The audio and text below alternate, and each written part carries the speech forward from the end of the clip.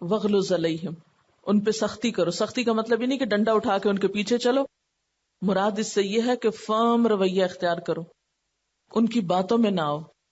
ان کو پہچان ہو جائے کہ تم چٹان ہو جسے توڑا تو جا سکتا، اپنی جگہ سے ہلایا نہیں جا سکتا. تم اپنے اصولوں کی قربانی نہیں دے سکتے، اللہ کی اطاعت میں کسی دوسرے کی نہیں مان سکتے. تو ایسے لوگوں کے سامنے جو زبان سے تو ایمان کے دعوے کرتے اور عمل سے اس کو جھٹلاتے ہو، ان کے سامنے نرم نہیں پڑنا، کرنا وہی ہے جو اللہ کا حکم ہو. اسی کو جہاد کہتے ہیں. دیکھیے، ایک ہے کافروں سے جہاد، وہ آسان ہوتا ہے.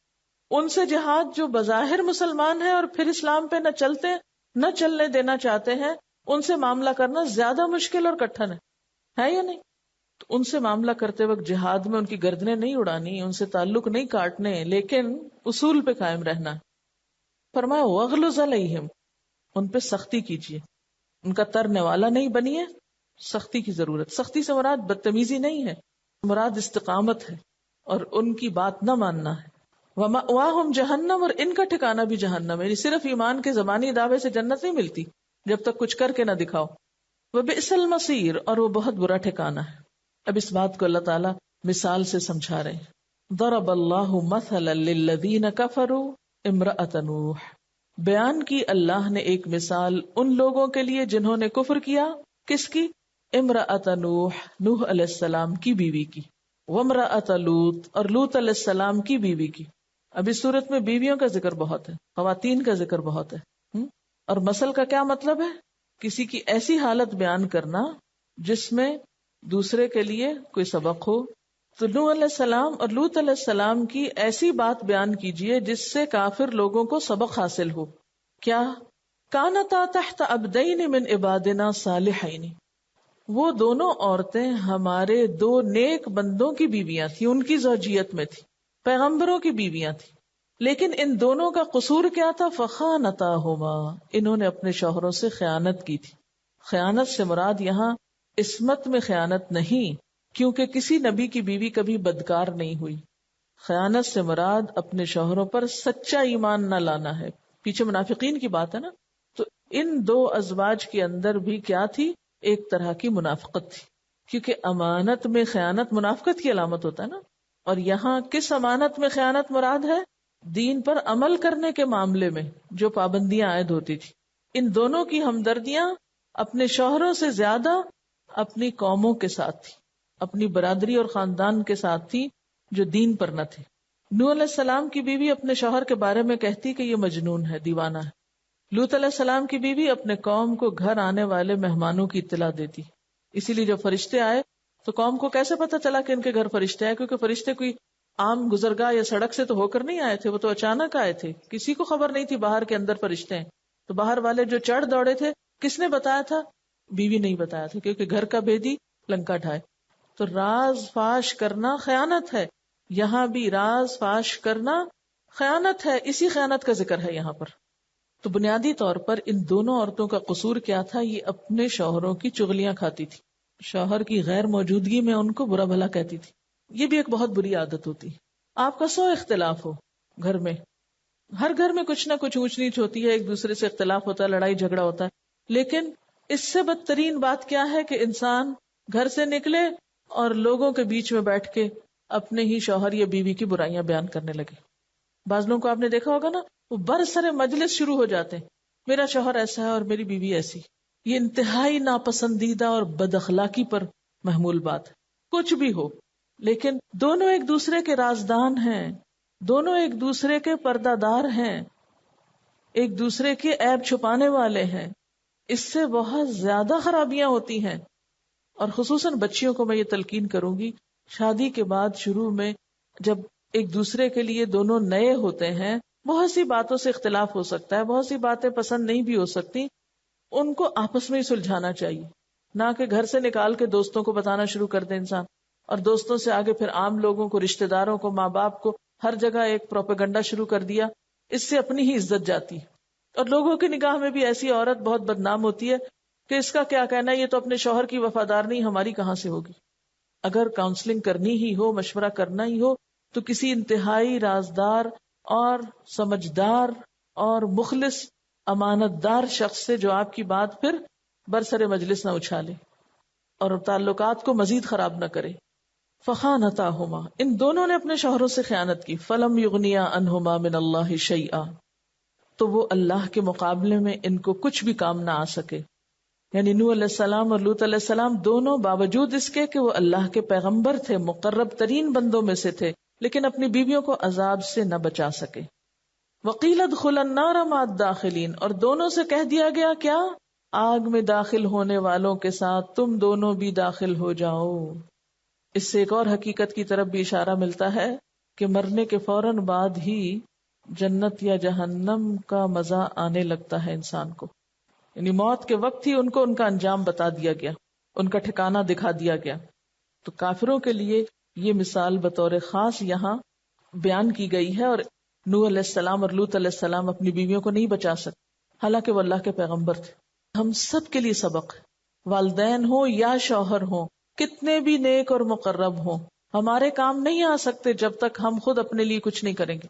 وَضَرَبَ اللَّهُ مَثَلًا لِلَّذِينَ آمَنُوا امْرَأَتَ فِرْعَوْنَ، اور بیان کی اللہ نے مثال ان لوگوں کے لیے جو ایمان لائے فرعون کی بیوی کی. ایمان والوں کے لیے نمونہ ہے کس میں؟ ایک اور خاتون میں جو فرعون کی بیوی تھی. ان کا نام کیا تھا؟ آسیہ، اپنے وقت کے بادشاہ کی بیوی تھی. فرعون بہت ظالم بادشاہ تھا، لیکن اپنی بیوی کو ایمان سے نہیں روک سکا. فرعون ایک کافر اور ظالم شخص تھا، مگر اس کی بیوی حضرت آسیہ نیک، ایماندار اور باعمل خاتون تھی. بیوی جب درست روش پر قائم رہی تو شوہر کی غلطی اس کو نقصان نہ دے سکی. شوہر کی غلطی نے اس کو کوئی نقصان نہیں دیا. شوہر جہنم میں داخل کیا گیا. قرآن پاک میں کیا آتا ہے؟ النار یعرضون علیہا بکرۃ وعشیا ویوم تقوم الساعۃ ادخلوا آل فرعون اشد العذاب. اور اس کے برعکس حضرت آسیہ جب ان پر انتہائی ظلم و ستم ہوا تو انہوں نے کیا دعا مانگی؟ اذ قالت، جب وہ کہنے لگی، کیا کہنے لگی؟ رب ابن لی عندک بیتا فی الجنہ، اے میرے رب میرے لیے اپنے پاس جنت میں گھر بنا دے، جنت میں مجھ کو گھر دے دے. ونجنی من فرعون، مجھے فرعون سے نجات دے، وہ عمل ہی اور اس کے عمل سے. مجھے دنیا کا بادشاہ نہیں چاہیے، مجھے ایسا شوہر نہیں چاہیے جو ایمان میں رکاوٹ ڈال رہا ہے. ونجنی من القوم الظالمین، اور ساری ظالم قوم سے نجات دے. یعنی قوم فرعون کس پہ ظلم کر رہی تھی؟ ساری بنی اسرائیل پر. اور پھر قوم فرعون میں سے بھی جو لوگ مسلمان ہوتے تھے ان پہ بھی ظلم کرتے تھے. بعض روایات میں آتا ہے کہ فرعون نے حضرت آسیہ کے ہاتھ اور پاؤں چاروں میں کیل ٹھکوائے تھے ان کو ایمان سے روکنے کے لیے. لیکن انہوں نے اس حال میں بھی اللہ سے دعا کی، کیا کہ اللہ تو میرے لیے اپنے پاس صرف جنت نہیں مانگی، اپنے پاس جنت میں گھر بنا دے. وَنَجِّنِي مِن فِرْعَوْنَ وَعَمَلِهِ، مجھے فرعون اور اس کے عمل سے نجات دے دے. وَنَجِّنِي مِنَ الْقَوْمِ الظَّالِمِينَ، اور ان سارے ظالم لوگوں سے نجات دے دے. وَمَرْيَمَ ابْنَتَ عِمْرَان، اور مریم جو عمران کی بیٹی تھی. الَّتِي أَحْسَنَتْ فَرْجَهَا، جس نے اپنی شرمگاہ کی حفاظت کی. حضرت مریم جو تھی وہ ایک بہت ہی مخدوش قسم کے حالات میں پیدا ہوئی تھی. جس وقت بنی اسرائیل رومیوں کے غلام تھے. حضرت آسیہ کہاں پیدا ہوئی تھی؟ جب بنی اسرائیل فرعونیوں کے غلام تھے. اور حضرت مریم جب پیدا ہوئی جب بنی اسرائیل رومیوں کے غلام تھے. ہر طرف بدعت اور شرک اور زوال کی ایک حد تھی. لیکن جب وہ پیدا ہوئی تو اپنی ذاتی توجہ، محنت، عبادت سے اللہ کے ہاں انہوں نے بھی ایک بہترین مقام حاصل کیا. کہتے ہیں کہ جس دور میں حضرت مریم پیدا ہوئی تھی اس میں بنی اسرائیل اخلاقی اور مذہبی اعتبار سے اس زوال کا شکار ہو گئے تھے کہ پھر جب حضرت عیسیٰ علیہ السلام پیدا ہوئے تو اس بنا پر حضرت مریم کو بھی متہم کر دیا. اور پھر جو انہوں نے حضرت عیسیٰ کا حال کیا وہ بھی آپ سب جانتے ہیں، ان کو سولی تک چڑھانے کے لیے تیار ہو گئے. یعنی رومی بادشاہ کے ساتھ ساز باز کر کے انہوں نے ان کو صلیب چڑھوانے کی کوشش کی جو اللہ تعالیٰ نے ناکام کر دی. اتنے تاریک دور میں حضرت مریم پیدا ہوئی، کوئی قابل ذکر سہارا نہ تھا، لیکن بچپن سے ہی وہ اللہ کی طرف راغب تھی، ہیکل میں عبادت کرتی. ان دونوں مثالوں میں ہم سب کے لیے ایک بہت بڑا سبق ہے. ہمیں سے اکثر خواتین اور بچیاں جو قرآن پڑھ لیتی ہیں، جن کے گھروں میں یہ ماحول نہیں ہوتا، پھر وہ بہت پریشان ہوتی ہیں. ہم کیا کریں، ہمارا ماحول ہی نہیں ہے دین پر عمل کرنے کا، ہم تو قائم نہیں رہ سکتے. ہے نا یہ بات؟ ہر ایک کو یہ پریشانی کسی نہ کسی درجے کی لاحق ہے. کسی کو گھر کے اندر ہے، کسی کو گھر کے باہر معاشرے کی ہے، کسی کو کہیں کی، کہ میرے گھر میں کوئی بھی نہیں میرے جیسا میرا ساتھ دینے والا. ہاں، حضرت مریم کا ساتھ دینے والا وہاں کون تھا، اور حضرت آسیہ کا ساتھ دینے والا کون تھا؟ لیکن پھر بھی انہوں نے مخالفتوں کے باوجود اپنے آپ کو ایمان پر قائم رکھا. ٹھیک ہے، بچپن میں آپ کی والدہ جو تھی، والد تو فوت ہو گئے تھے، حضرت مریم کی والدہ نیک خاتون تھی، انہی کی نیکی ان میں آئی، ماں کی تربیت کا اثر تھا، ان کے جذبے اور ان کا شوق کہ اللہ کی راہ میں وقف کروں. حضرت زکریا ان کے کفیل تھے، لیکن باقی معاشرے سے کوئی تعاون نہیں تھا. لیکن ان دونوں خواتین نے اپنا ماحول خود بنایا، چنانچہ اللہ نے ان کے مرتبے بلند کر دیے. تو آپ سب کو بھی اپنا ماحول خود بنانا ہے. اب یہ تو نہیں ہو سکتا سب کچھ پڑھ کے ہم ان پڑھوں کی طرح ہو جائیں، سب کچھ جان کے ہم وہ عمل کریں جو لا علم لوگ کر رہے ہیں، روشنی ملنے کے بعد پھر اندھیروں کا انتخاب کریں. اس سے بڑھ کر بدقسمت کون ہوگا جس کو اللہ روشنی دے دے اور وہ اندھیرے میں جا پناہ لے. یہ تو نہیں ہو سکتا نا، اس کا تو سوچا بھی نہیں جا سکتا. اب ایک شخص جب اپنے آپ کو اللہ کے لیے خالص کرتا ہے تو اللہ تعالیٰ بھی اس کو اپنی حفاظت میں لے لیتا ہے. حضرت مریم جو بگڑی ہوئی قوم کے بیچ میں تھی، اللہ نے ان کو جہان کی عورتوں پہ فضیلت دی، اس لیے کہ انہوں نے اپنی عصمت کو محفوظ رکھا، بچپن سے جوانی تک پوری طرح بے داغ رہیں. یہ ان کا پہلا عمل تھا. تو ایک نوجوان لڑکی کے لیے جو بہت بڑی نیک کوالٹی اس کی ہو سکتی ہے وہ کیا، کہ وہ اپنی جوانی کو بے داغ رکھے، برے کام نہ کرے، زنا سے پرہیز کرے، حیا کو تھامے رکھے. اور پھر فَنَفَخْنَا فِيهِ مِن رُوحِنَا، ہم نے اس کا صلہ اس کو یہ دیا کہ اپنی روح سے اس کو عطا کیا، یعنی حضرت عیسیٰ علیہ السلام کی ولادت ان کے ہاں ہوئی. اور فرج کا لفظ اگرچہ شرمگاہ کے لیے آتا ہے، لیکن اس سے مراد ہر وہ راستہ ہے جس سے برائی داخل ہو سکے. نگاہوں کی حفاظت بھی ہے، کانوں کی بھی ہے، زبان کی بھی ہے، سب کی حفاظت اس میں آ جاتی. یعنی انہوں نے اپنے اخلاق اور اعمال کی پوری طرح حفاظت کی، تو اللہ نے ان کو نیک بچہ عطا کیا.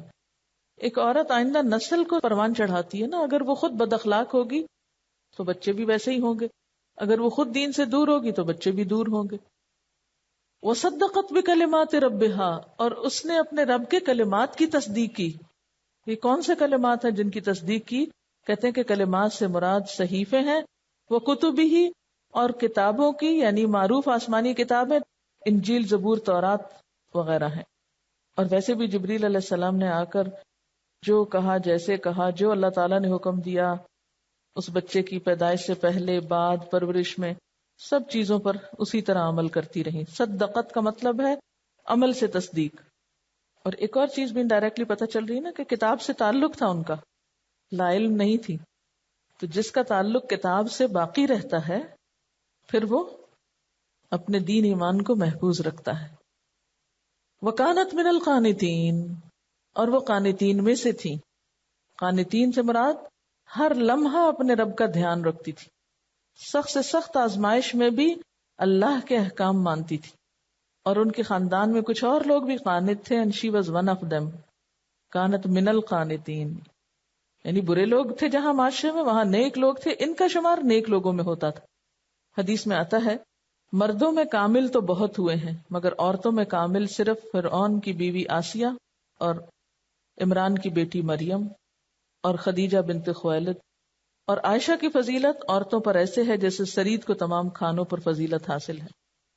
اچھا، ایک اور حدیث میں آتا ہے جنتی عورتوں میں سب سے افضل حضرت خدیجہ، حضرت فاطمہ، حضرت مریم اور فرعون کی بیوی آسیہ. یہ مسند احمد کی حدیث ہے. اور یہاں آخری صفت جو حضرت مریم کی بتائی جا رہی ہے وہ کیا ہے؟ وَكَانَتْ مِنَ الْقَانِتِينَ. اپنے آپ کو رکھیے یہاں قانتین، قنوت، دوام اطاعت اور خشوع، یعنی عبادت میں خشوع و خضوع بھی اور تسلسل بھی، یہ نہیں کبھی کر لیا کبھی چھوڑ دیا. تو یہاں پر آپ دیکھیے کہ پوری صورت خواتین کے ذکر کے گرد گھومتی ہے. کیوں؟ اس لیے کہ معاشرے میں اگر ایک عورت سدھر جائے تو سارا معاشرہ سدھر جاتا ہے، اور اگر ایک عورت بگڑ جائے سارا معاشرہ بگڑ جاتا ہے. عورت کمزور چیز نہیں ہے، وہ معاشرے کے لیے ایک ریڑھ کی ہڈی کی طرح ہے. وہ درست ہے تو معاشرہ بھی درست. اگر وہ ایمان اور قنوت رکھتی ہے تو بہترین معاشرہ جنم دے گی. اگر اس کے اندر ایمان نہیں تو پھر کسی خیر کی توقع نہیں. اور پھر اللہ تعالیٰ نے عورتوں کی مثالیں دی. اس سے بڑھ کے قرآن کا کون سا حصہ ریلیونٹ ہوگا ہمارے لیے جس میں 4 عورتوں کی بات کی گئی. سورت کے شروع میں بھی خواتین کی بات، سورت کے اینڈ میں بھی خواتین کی بات. اگر ہم نے خواتین کی مثالوں سے نہیں سیکھنا تو کہاں سے سیکھنا ہے؟ کیونکہ باقی قرآن تو ہم یہ کہہ کے چھوڑ دیتے ہیں نا، یہ تو مردوں کے لیے، یہ کام تو مرد کیا کرتے ہیں. لیکن یہاں تو ساری عورتوں کی بات ہے. کتنی صاف مثالیں اللہ نے دی. پیغمبر کے گھر میں ہوتے ہوئے، پیغمبر کی بیوی ہوتے ہوئے، پیغمبر کے اہل خانہ ہوتے ہوئے پیغمبر ان کو آگ سے نہیں بچا سکے. بظاہر وہ بھی مسلمان تھی لیکن ان کے اندر منافقانہ صفات تھیں، خیانت والی صفت تھی. فخانتاہما، بدکار نہیں تھیں، خانتاہما، شوہروں کے مشن میں، شوہروں کے کام میں ان کی وفادار نہ تھی. شوہر کے مشن سے زیادہ، پیغمبر کے مشن سے بڑھ کر انہیں قوم کی عصبیت اور قوم کی محبت اور قوم کی وفاداری تھی، قوم کی طرفدار تھی، اس لیے قوم کے ساتھ ہی رہ گئی. اگر اللہ کے فیصلے اتنے بے لاگ ہیں کہ پیغمبروں کی بیویاں بھی نہیں بخشی جاتی، پیغمبر بھی اپنی بیویوں کو نہیں چھڑا سکتے، تو ہم کس آس میں بیٹھے ہوئے ہیں؟ ہم کیسے مطمئن بیٹھے ہوئے ہیں کہ ہمیں چھوڑ دیا جائے گا کیونکہ ہم آپ کی امت میں سے ہیں؟ چاہے ہم جھوٹ بولیں یا چوری کریں یا خیانت کریں، ہمیں چھوڑ دیا جائے گا کیسے؟ کہاں لکھا ہوا ہے کہ چوری کرو اور تمہیں بخش دیا جائے گا، چوری کرو اور جنت میں پہنچ جاؤ؟ یہاں یہ تو نہیں لکھا کہ وہ اللہ کو نہیں مانتی تھی یا وہ پیغمبر کو نہیں مانتی تھی. فخانتاہما، منافقانہ صفت. تو ایک شخص بظاہر کہتا رہے میں مسلمان ہوں، لیکن اگر اس کے اندر عمل منافقوں والے ہیں، امانت کا پاس نہیں، تو کیسے پار لگ سکتا ہے؟ اور اس کے برعکس 2 اور خواتین کی مثال جو مشکل ترین حالات میں پیدا ہوئیں. فرعون کی بیوی آسیہ، جس کا ماحول بالکل سازگار نہ تھا، جو صرف ایک کافر کے گھر میں نہیں، ایک ظالم کے گھر میں تھی. دنیاوی اعتبار سے کس چیز کی کمی تھی فرعون کے گھر میں؟ لیکن اس کے باوجود ایمان جب آ گیا تو کیا تڑپ تھی. یہ فکر تھی کہ یہ فرعون کے محلات مجھ سے چھین لیے جائیں گے، پھر میں ملکہ نہیں رہوں گی، پھر میں شاہی خاندان کا فرد نہیں رہوں گی، اس لیے مجھے تو اپنا سٹیٹس بچانا ہے اور مجھے فرعون کی اطاعت کرنی ہے. شوہر جو ہے نہیں، کہ اللہ مجھے یہ گھر نہیں چاہیے، مجھے یہ محلات نہیں چاہیے، مجھے تو تیرے پاس جنت میں گھر چاہیے. ایمان تھا نا ان کا. والآخرۃ خیر وابقی، آخرت بہتر بھی ہے اور باقی رہنے والی بھی ہے ہمیشہ. اس کو یقین تھا نا، ایمان تھا ان کا. لیکن ہمیں ذرا سا دنیا کا نقصان ہو، کہیں ذرا سی ہماری راحت، آرام، کوئی سکون، کوئی مال، کچھ جانے لگے تو ہم سب سے پہلے دین بیچنے والے بنتے ہیں. اس دین کی وجہ سے یہ ہو رہا ہے، چھوڑ دو اس کو، یہ اللہ کی فرما برداری سے مشکل آ گئی ہے، چھوڑ دو اس کام کو. پہلے تو اچھے بھلے تھے، جب سے قرآن پڑھنا شروع کیا، عمل شروع کیا، زندگی دوبر ہو کے رہ گئی. اللہ تو آزماتا ہے، سب کو آزماتا ہے. کیا تم سمجھتے ہو یوں ہی جنت میں چلے جاؤ گے؟ حالانکہ تم پہ وہ آزمائشیں نہیں آئیں گی جو تم سے پہلے لوگوں پہ آئی تھی. جنت کا راستہ اتنا آسان ہے، جنت میں داخلہ اتنا آسان ہے. آخر فرعون کی بیوی بھی تو یہ کر سکتی تھی کہ کہتی ٹھیک ہے میں مومن ہوں، میں نے اپنا ایمان چھپایا ہوا، کوئی بات نہیں، اب مجبوری ہے فرعون کے ساتھ رہنا ہے، کچھ ملک و ملت کے تقاضے ہیں، کچھ شوہر کی عزت کا مسئلہ ہے، اس لیے وقتی طور پہ مجبوری میں وہی کچھ کر لو جو فرعون کہتا ہے، اور دل میں چونکہ ایمان ہے اس لیے جنت میں چلے ہی جائیں گے نا. آخر کیا مشکل ہے اپنے آپ کو اتنی مصیبتوں اور مشقتوں میں ڈالنے کی؟ لیکن نہیں. قالت رب ابن لی عندک بیتا فی الجنہ ونجنی من فرعون وعملہ ونجنی من القوم الظالمین. کتنے امتحان تھے اس ایک عورت کے لیے، فرعون اور اس کا عمل اور ظالم قوم کا گھیراؤ. کیونکہ بادشاہ کی بیوی ہونا پوری قوم کی، یعنی فرسٹ لیڈی ہونا ہے نا، پوری قوم کی ماں ہونا ہے، تو اس کے گھر تو گھیرا اور زیادہ تنگ ہے، اس کے تو مسائل اور زیادہ. ایک عام گھرانے کی عورت میرے آپ جیسی کے لیے کیا مشکل ہے؟ اگر کوئی تھوڑی بہت بات بھی ہو تو ایک گھر کی ایک خاندان ہی کی حد تک ہوتی ہے نا، پوری قوم کی حد تک تو نہیں ہے ہمارا کوئی مسئلہ. لیکن فرعون کی بیوی کا مسئلہ تو پوری قوم کا مسئلہ تھا کہ فرعون کی انا پہ جب ضرب پڑی اس کے ایمان کی وجہ سے تو فرعون کو پوری قوم کے سامنے بھی جواب دے ہونا تھا کہ دیکھو تمہارے گھر کا کیا حال ہوا. کتنی سخت آزمائش تھی، لیکن اس کا صلہ کیا ملا؟ ہمیشہ کے لیے اللہ کا قرب. عندک بیتن فی الجنہ. جو آخرت کی خاطر دنیا قربان کرنا جانتے ہیں انہی کے لیے بڑے درجے ہوتے ہیں. اور دوسری طرف مریم بنت عمران ایسے دور میں ایسے ماحول میں پیدا ہوئی جو بنی اسرائیل کے بگاڑ کا انتہائی دور تھا. اسی وجہ سے اللہ تعالیٰ نے پھر عیسیٰ علیہ السلام کو اصلاح کے لیے بھیجا تھا. یعنی بنی اسرائیل اپنے بگاڑ کے عروج پہ پہنچے ہوئے تھے. اس ماحول میں مریم پیدا ہوئی. اور خاص طور پر قرآن تعریف کرتا ہے ان کی عزت و عصمت اور حیا کی، کیونکہ ایک نوجوان لڑکی کے لیے اپنی حیا کو بچانا ایک بہت بڑا جہاد ہے. اپنی عزت کو محفوظ رکھنا، حرام کام سے بچنا، حرام کام چھوڑنا. کیونکہ عموماً کیا ہوتا ہے اس ایج میں ہر کوئی جوان ہونے کا ایڈوانٹیج لے کر کہ ہم تو ینگ ہیں، ہمارے کچھ نفس کے تقاضے ہیں، شادی کی عمر ہے، کیا ہوا جو بوائے فرینڈ بنا لیے، کیا ہوا جو ان کے ساتھ نکل گئے. لیکن کیا یہ عمل اللہ کے ہاں آپ کے اس کام کو جسٹیفائی کر سکیں گے؟ خصوصاً وہ لوگ جو قرآن پڑھ کر بھی ایسی حرکتوں سے باز نہیں آتے. کیا منہ دکھائیں گے اللہ کو؟ آخر نفس کی خواہشات اتنی غالب تھی، جسے کہتے ہیں نا نفس کا کتا ہو جانا، کہ انسان بے بس ہو جائے اپنے نفس کے ہاتھوں کہ اپنی خواہشات کے پورا کرنے کے لیے حرام راستے اختیار کرے. کوئی بھی شخص جو زنا کرتا ہے اس کا ایمان اٹھ جاتا ہے. زنا اور ایمان اکٹھے نہیں ہو سکتے، درجے ایسے تو نہیں بلند ہوتے.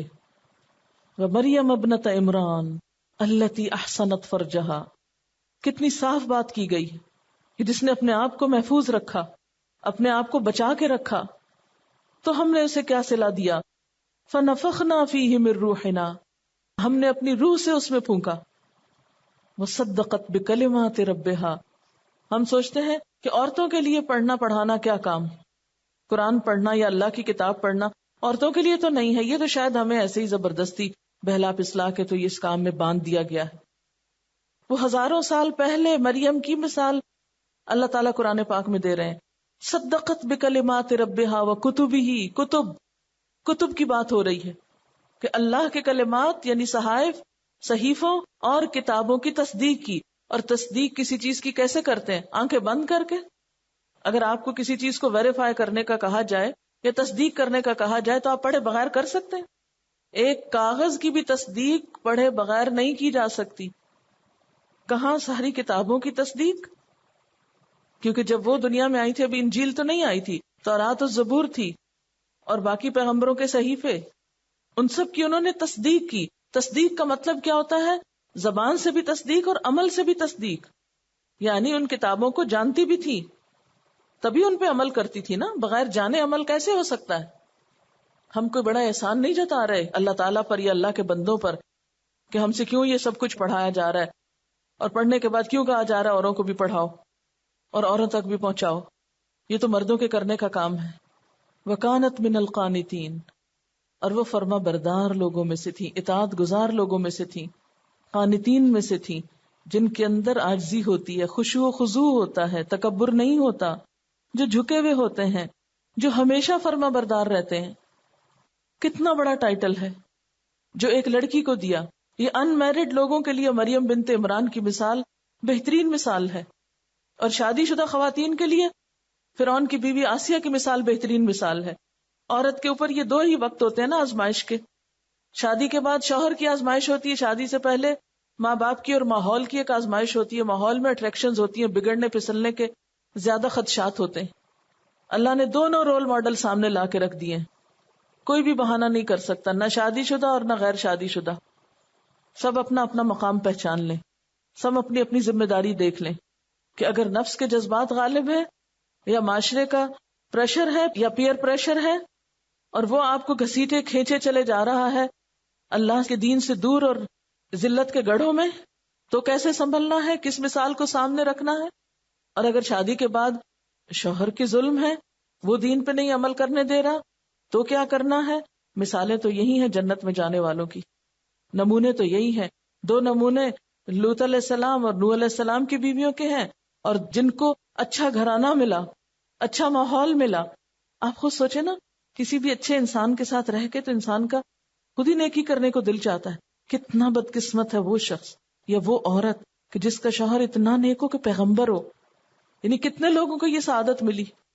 یعنی کسی کی بیوی ہونا اور اتنے نیک شخص کی بیوی ہونا کہ جس کے ساتھ دن رات گزرتے ہوں، جس کے گھر میں انسان رہتا ہو.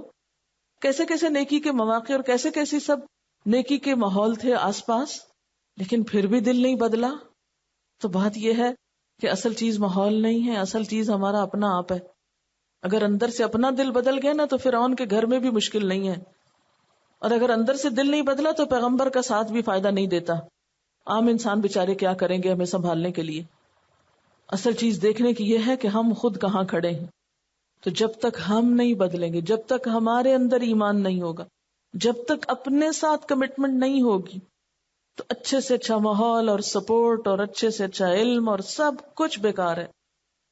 تبدیلی اس دن آئے گی جب آپ کا اپنا آپ بدلے گا، جب سیلف ریئلائزیشن ہوگی، خود احساس جاگے گا، جب خود کو خود آپ تیار کریں گے جو آپ کے سوا کوئی اور نہیں کر سکتا. یہ جو فرشتوں کی صفت بتائی گئی ہے، ذرا امیجن کریں کہ 2 لمبے تڑنگے سخت زور آور قسم کے مرد ہاتھوں میں کوڑے پکڑے کھڑے ہوں. خوف کے بارے میں سوچئے، کیا اللہ تعالیٰ ہمیں بھی کہتے ہیں وَكَانَتْ مِنَ الْقَانِتِينَ؟ کیا ہم بھی ہیں ان میں؟ کیا ہمارے اندر یہ 2 صفات ہیں جو قنوت کے اندر عاجزی اور مسلسل اطاعت کی ہے؟ یا ہم موڈز کا ہی شکار رہتے ہیں؟ عموماً خواتین نے ایک بہانہ بنا رکھا ہے، موڈ ہی نہیں ہے. کب تک یہ موڈ ہم پہ سوار رہے گا اور کب ہم اس سے نکل کر قانتین میں شامل ہوں گے؟ اگر ایک عورت صرف موڈزی کا شکار ہو سکتی ہے تو مریم علیہ السلام کس طرح قانتین میں سے تھی؟ طرح طرح کے بہانے بنا رکھے ہم نے اپنے آپ کو عمل سے دور کرنے کے. بس موڈ سوئنگز ہیں، ابھی دل ہی نہیں چاہ رہا، ابھی طبیعت ہی نہیں مان رہی. پھر قانتین میں سے تو آپ ہو ہی نہیں سکتے. قانت تو وہ ہوتا ہے جو ہر موڈ میں، ہر حال میں اطاعت کرنا جانے. وہ موڈ کو اپنا غلام بناتا ہے، موڈ کو اپنے سر پہ سوار نہیں ہونے دیتا. یہ سب نفس کے دھوکے ہیں، یہ سب شیطان کے دھوکے ہیں جو ہمارے عمل کے راستے میں حائل ہیں. کبھی معاشرے کا بہانہ، کبھی شوہروں کا بہانہ، کبھی نفس کا بہانہ. کیسے کیسے جال ہیں ہمارے آس پاس ہمیں پھانسنے کے لیے، اور ہم بے خبر ہیں اور ایسے شکاروں میں پھنستے چلے جاتے ہیں. گھر والوں کے ساتھ معاملہ کرتے ہوئے خاص طور پر یہ بات یاد رکھنی ہے کہ وہ دین سے جتنے بھی دور ہوں تو ابتدا میں سختی نہیں کرنی. ابتدا میں پہلے ان کی خدمت کر کے، ان سے محبت کر کے ان کا دل جیتنا ہے، ان کو اپنے قریب کرنا ہے، ان کو خیر خواہی کا یقین دلانا ہے، اور پھر اگلے مرحلے پر ان کو سکھانا ہے. اور جب سکھا چکے اور پھر سیکھ کر عمل نہ کریں تو پھر سختی کرنی ہے. ابتدا میں نہیں سختی کرنی. ایک ہی دفعہ کچھ بتا کے دوسری دفعہ دیکھا نہیں کیا تو آپ پھٹ پڑے اس پر. مثلاً آپ نے اپنے بچوں کو یا بہن بھائیوں کو کچھ سکھایا اور انہوں نے سیکھا نہیں تو آپ ناراض ہونے لگے. نہیں، سب سے پہلے تو آپ کو اپنا اعتماد ان پہ بحال کرنا ہے. ان کے غلط رویوں کے باوجود ان سے اچھا سلوک کرنا ہے، خیر خواہی کا، نرمی کا. آپ صلی اللہ علیہ وسلم نے اگر اپنے دشمنوں کو دوست بنایا تھا تو پھر ہمیں بھی گھر والوں کی دوستی سے کام شروع کرنا ہے، اور ان کو یہ احساس نہیں دلانا میں تو قرآن پڑھی ہوئی ہوں اور میں تو بہت نیک ہوں، آپ تو سب گناہگار ہیں. نہیں، اپنی غلطیوں کو دہراتے رہا کریں ان کے سامنے کہ میں نے پڑھ بھی لیا لیکن ابھی بھی مجھ سے یہ بات نہیں جاتی، کیونکہ ان کو پتا پہلے ہی ہوتا ہے جو کچھ آپ ہیں. جتنا عاجزی سے رہیں گے ان کے سامنے اتنا ہی کام کرنا آسان ہوگا. کیونکہ عموماً یہ ہوتا ہے کہ ہم باہر والوں کو معاف کر دیتے ہیں، گھر والوں سے چھوٹے چھوٹے حقوق وصول کرتے ہیں. تم نے یہ کیوں نہیں کیا، تم نے یہ کیوں کیا، تم نے میری چیز کیوں چھیڑ دی، تم نے میری فلاں چیز کا کیا کر دیا. کبھی موڈ آف کر لیا، کبھی بولنا چھوڑ دیا، کبھی کچھ کر لیا. ایسے کہ تھوڑی گھر والے سیکھتے ہیں. ہم سب کے لیے محبتیں عام کرتے ہیں، گھر والوں کے لیے ہماری محبتیں بھی نہیں ہوتی. اور جیسے پہلے میں نے ذکر کیا کہ اب ہم لوگ گھر میں بھی ہوتے ہیں تو گھر میں نہیں ہوتے ایک دوسرے کے لیے. اس دور کی آزمائشیں کچھ زیادہ ہی ہیں. ایک کمپیوٹر پہ بیٹھا ہوا ہے، دوسرا ٹیلی ویژن پہ بیٹھا ہوا ہے، تیسرا کچھ اور لے کے بیٹھا ہوا ہے. ہر ایک کی اپنی اپنی ایکٹیویٹیز ہیں، مشینوں سے دوستی کر رکھی ہے، اور عملی طور پر ایک دوسرے سے محبت اور خیر خواہی وہ تو ویسے ہی نہیں ہے. تو اس محبت اور خیر خواہی کو ڈیولپ کرنا پڑے گا، ان کے لیے کام کرنے پڑیں گے. کسی کو ناشتہ دو، کسی کے کپڑے استری کرو، کوئی بیمار ہے تو کیئر کرو. بہت سارے کام ہیں ان کے دل جیتنے کے. جب انہیں یقین آ جائے کہ ہاں واقعی آپ ان کے ہو، پھر وہ اعتماد کر کے آپ سے بات سیکھیں گے. اور جب سیکھ چکے اور پھر اس کے بعد عمل نہ کریں، پھر وغلظ علیہم ہوتا ہے. بہت سے ماں باپ کو میں نے دیکھا ہے، وہ بچوں کو صرف اس لیے کچھ نہیں کہتے کہ پھر بچے جو ہیں وہ ان سے خفا ہو جائیں گے. بچے روٹ روٹ کے ان سے جا رہے ہیں اور وہ ان کے پیچھے پیچھے پھر رہے ہیں. ماں باپ بچوں سے ڈر رہے ہیں. آج حالات یہ ہو گئے. اس میں بنیادی طور پر گھر والوں سے محبت کا معیار بتایا گیا ہے نا، کہ گھر والوں سے محبت ہوتی کیا ہے، محبت کا معنی کیا ہے. کیونکہ بعض اوقات محبت ہم کرتے ہیں ان سے، لیکن اس کے ساتھ ان کو غلط باتوں سے نہیں روکتے. ان کی محبت کیا محبت ہے کہ ہم ان کو جہنم میں جانے سے بچانے کی کوشش نہیں کر رہے. ہم ان کی دنیا بنا رہے ہیں، اپنی جنت بنا رہے ہیں. کل اس جنت میں آپ کو کیسا دل لگے گا جب آپ ہی کے بچے وہاں ساتھ نہ ہوں. یعنی ہم میں سے ہر ایک کو سوچنا چاہیے کہ اس کے گھر والوں سے تعلقات کیسے ہیں، گھر والے اس کی بات کو کتنی اہمیت دیتے ہیں، کتنا سنتے ہیں اور کیوں نہیں سنتے. لکھیں اپنے لیے کہ ہمارے گھر والے ہماری بات کیوں نہیں سنتے، ہمارے گھر والے ہمارے منہ سے دین کی بات کیوں نہیں مانتے. اس کے اسباب خود تلاش کیجئے. جب سبب پتہ چل جائے گا تو علاج بھی ہو جائے گا. کیونکہ گھر والوں سے ہم صرف حقوق لینا چاہتے ہیں نا، ہم مصروف ہیں وہ ہماری خدمت کریں، وہ ہمارا یہ کام کر دیں، ان کو یہ کرنا چاہیے، ان کو یہ نہیں کرنا چاہیے.